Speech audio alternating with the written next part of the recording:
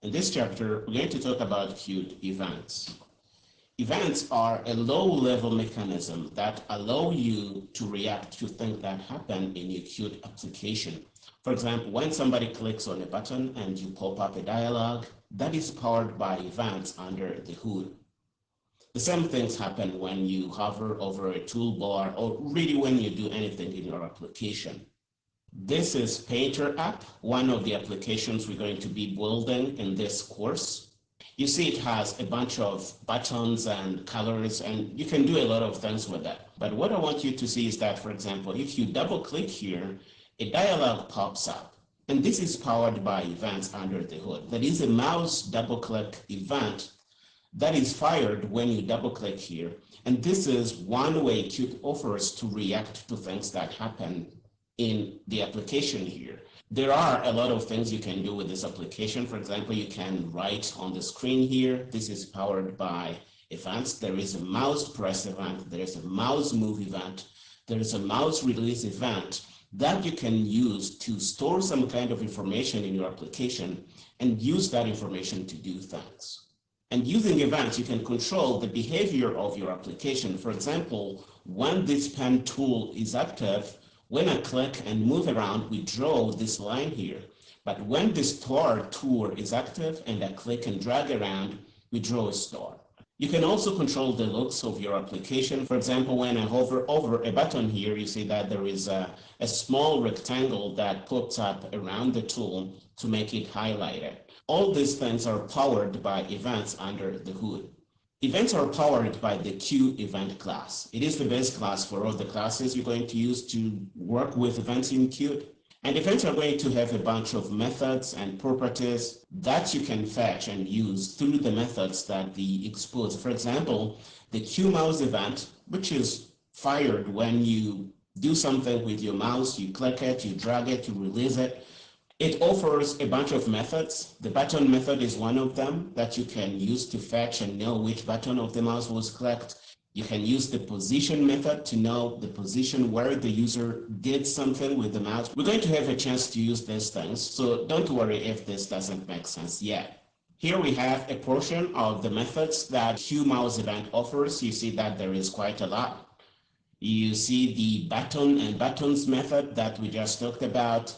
There are flags method that you can use to control the state of the event. We have the position method here and a bunch of others that we're going to use as we need them throughout this course. Here we have a few other examples of events that you can use in your application. For example, you see the QHide event that is sent after a widget is hidden. We have the QHover event that contains parameters that describe a mouse event. We have QMouse event we talked about, QMove event, and all these events are available for your use in your Qt application. This is just a portion of the events that Qt offers. If you want to see the entire thing, you can go in the documentation here and see for yourself. But we're going to have a chance to work with most of these things in the course, so you have nothing to worry about. When you get the event in your Qt application, you have two options. You can accept the event or you can ignore it or reject it. You do that through the accept method or the ignore method. And as the documentation says here, the accept method sets the accept flag of the event object. And this is effectively one way to say that you have accepted the event, you have handled it, and you don't want any other part of your application to try and handle this event. When you ignore it, you are saying that you don't want the event, you don't want to handle it, and Qt will try to handle it from other parts of your application if possible. Okay, we have talked about events, but how do you actually use them in your application? Well, there are many ways, but we're going to look at one in this lecture, and we're going to look at others as we progress in the course. You can handle events by overriding event handler methods in your subclasses. For example, here we have a QWidget class that we are subclassing, and we have a bunch of event handlers that we are overriding. We have a mouse press event, mouse release event, and mouse double click event. We want to be notified whenever a mouse press happens, a mouse release happens, a mouse double click happens on our widget here. So how do we respond to events? we override these event handlers. Here we have the implementation. In mouse parents event, we are getting the information about this event. We capture the position here and we print it using QDebug. We capture which button was clicked. We capture the event type. These are all things you can query on your event parameter here and use them in your application.